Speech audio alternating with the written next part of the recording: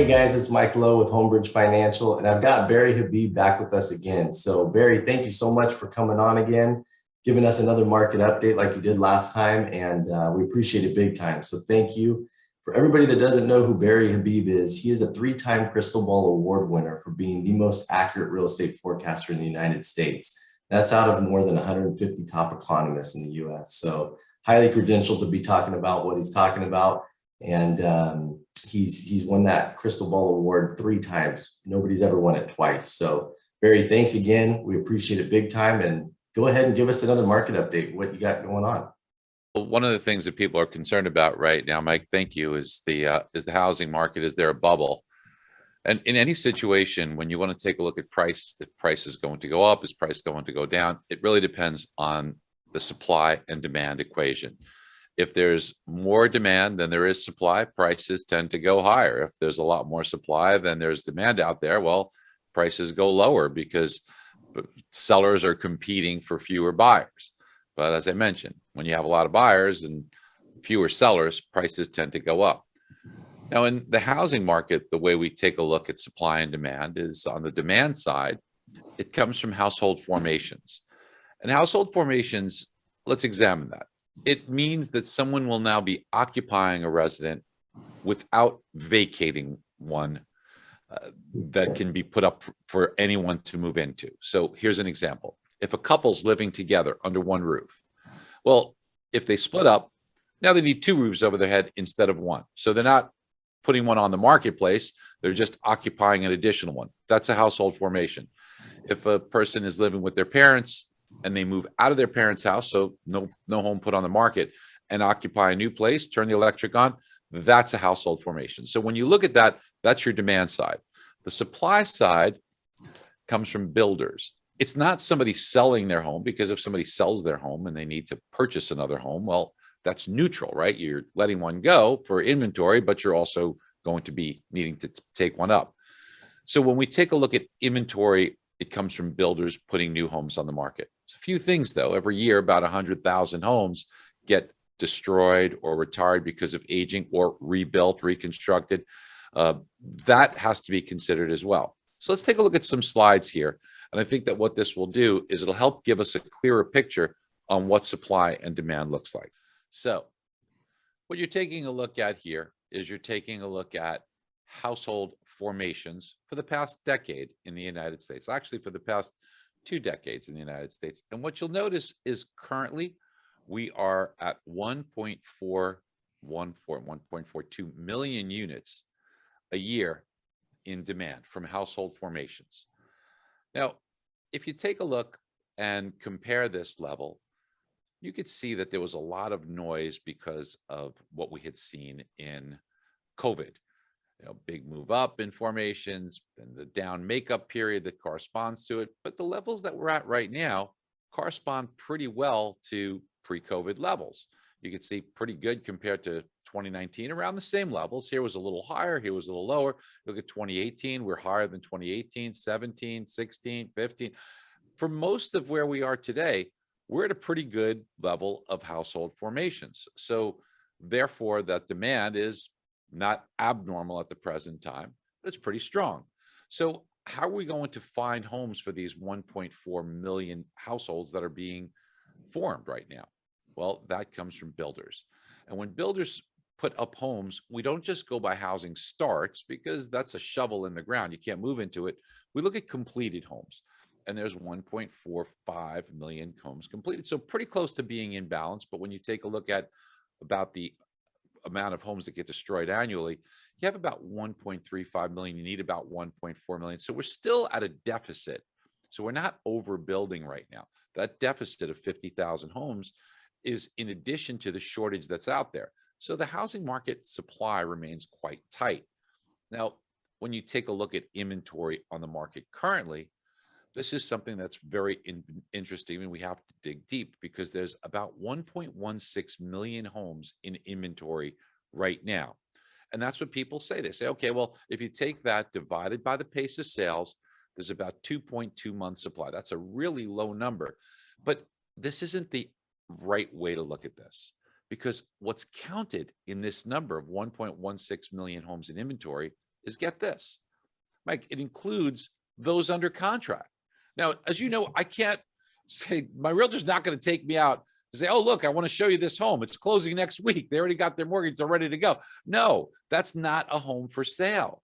So when you take a look at the amount of homes under contract, the real amount of inventory and active listings is a little over 500,000 homes.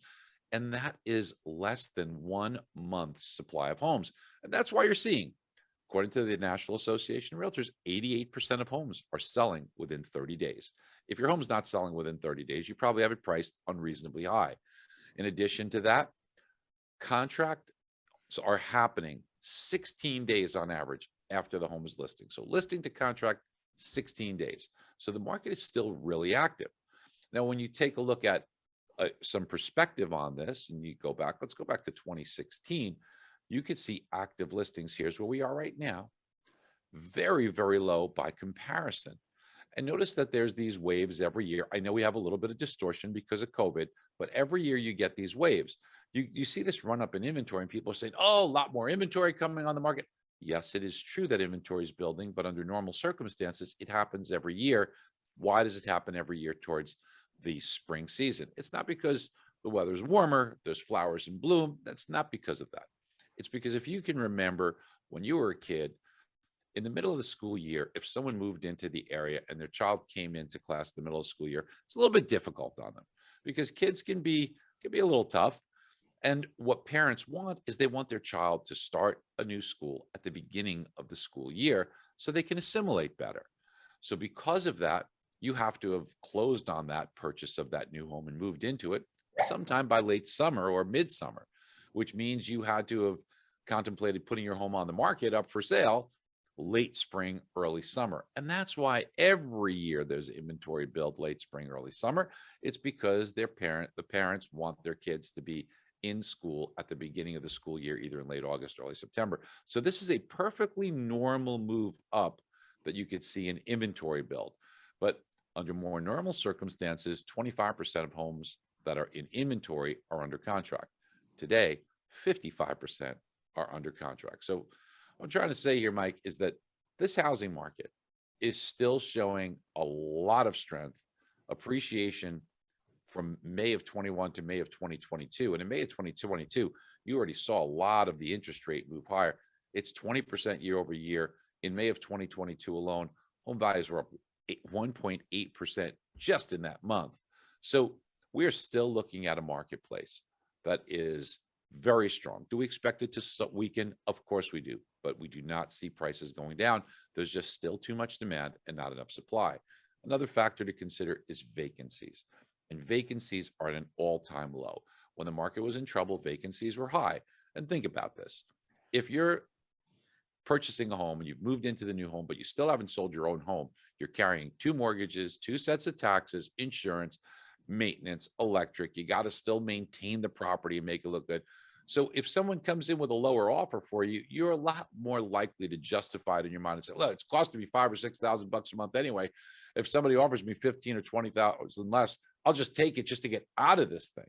Right. You don't have that today. Vacancies at an all-time low.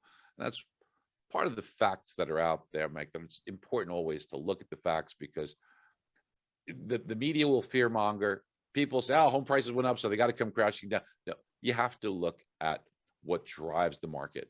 And in any situation, price is determined by supply and demand.